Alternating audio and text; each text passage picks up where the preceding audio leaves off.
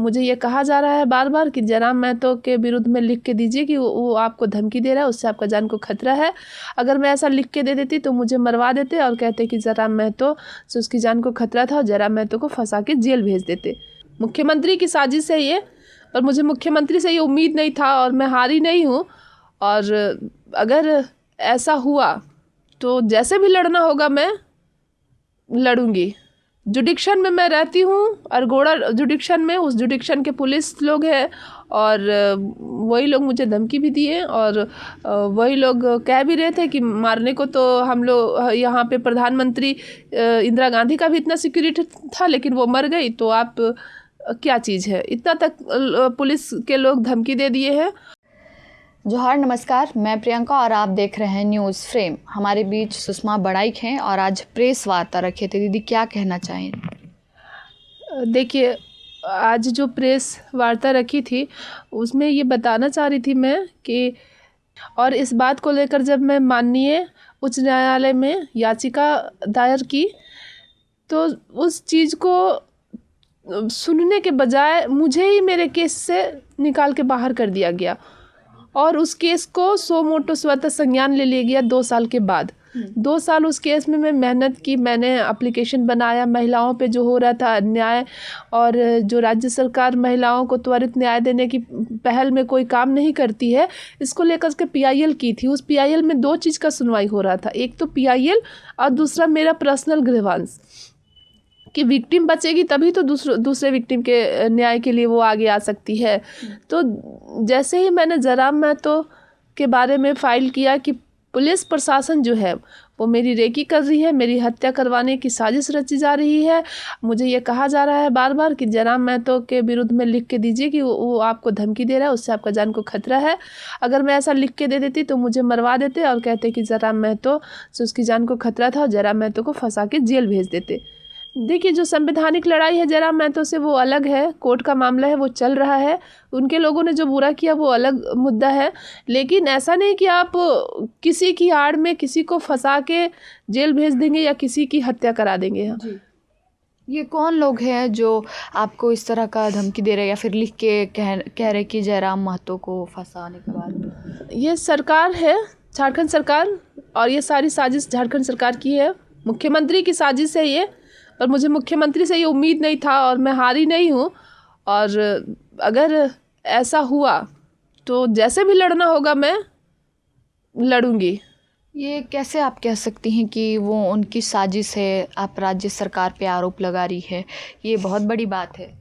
बिल्कुल बहुत बड़ी बात है और ये सच है, क्योंकि राज्य सरकार है तो डिपार्टमेंट, पूरा प्रशासन तो उन्हीं का है और प्रशासन मारना चाहती है, मतलब राज्य सरकार का इंडिकेट है कहीं ना कहीं।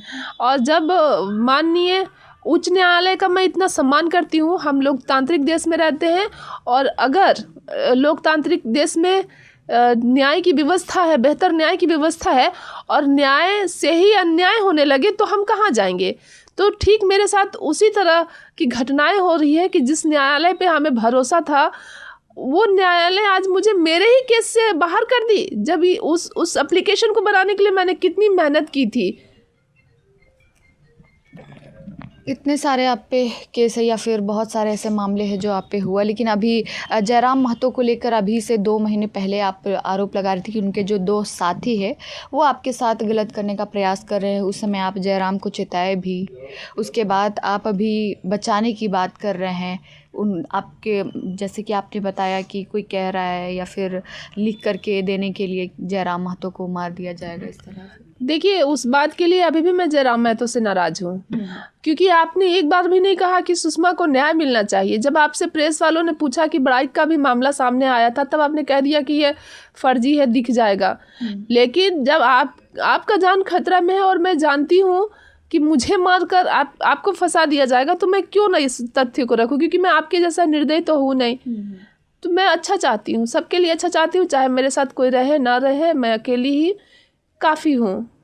आपको जो इस तरह का धमकी दिए हैं या फिर जो लिख के बातें करने की बात कर रहे हैं, वो लोग कौन हैं? क्या उनका नाम लेना चाहेंगी आप? हाँ बिल्कुल, जिस जुडिक्शन में मैं रहती हूँ, अरगोड़ा जुडिक्शन में। उस जुडिक्शन के पुलिस लोग हैं और वही लोग मुझे धमकी भी दिए और वही लोग कह भी रहे थे कि मारने को तो हम लोग यहाँ पे प्रधानमंत्री इंदिरा गांधी का भी इतना सिक्योरिटी था, लेकिन वो मर गई तो आप क्या चीज़ है, इतना तक पुलिस के लोग धमकी दे दिए हैं।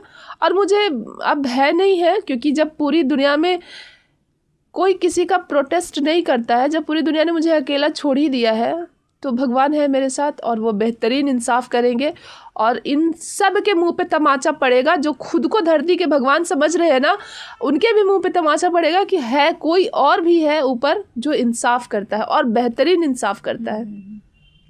ये धमकी आपको कब मिला? ये धमकी हमको फिर फ़ोन जब आपको आया होगा, ये कब आया आपको फ़ोन और कब कहा गया? पिछले हफ्ते।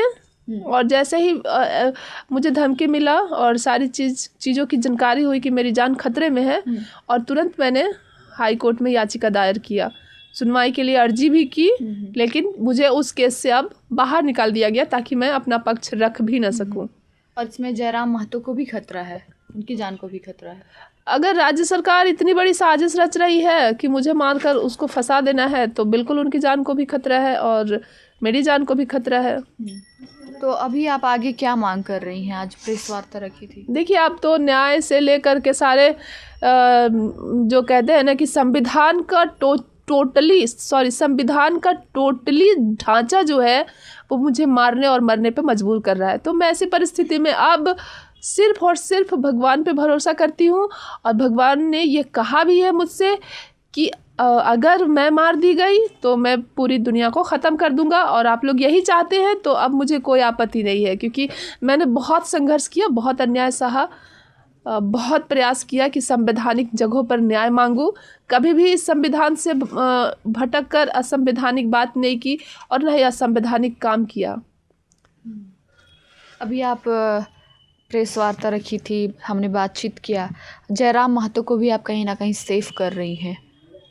देखिए, हमारा, अगर हम लोकतांत्रिक देश में भारत के नागरिक हैं तो हमारा फ़र्ज बनता है कि जिसकी जान खतरे में है उनको सेव किया जाए। भले मुझे मार देना चाहते हैं तो मैं तो सेव कर रही हूँ, और मेरा प्रोटेस्ट, मेरा सेफ्टी भगवान करेंगे। प्रोटेस्ट मतलब प्रोटेस्ट करने वाली हैं?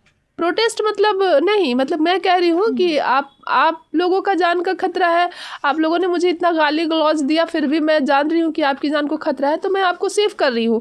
वरना इतना कुछ होने के बाद मैं मीडिया में आके ये सब नहीं कहती, नहीं बताती, मैंने कोर्ट को लिख के नहीं देती कि मेरी जान को किससे खतरा है। तो कहीं ना कहीं ये बातें सच है, तभी मैं इतना लड़ रही हूँ और कोर्ट में लिख करके भी दिया है। और मेरे लिए कह रही हूँ कि प्रोटेस्ट, अगर मेरे लिए कोई इंसान नहीं खड़ा है प्रोटेस्ट के लिए, तो भगवान खड़े हैं, वो बेहतरीन इंसाफ करेंगे और मुझे विश्वास है। तो आपने सारी बातों को सुना, और फ़िलहाल इस खबर में अभी के लिए इतना। और आपकी क्या राय है आप हमें कमेंट करके ज़रूर बताएं। धन्यवाद।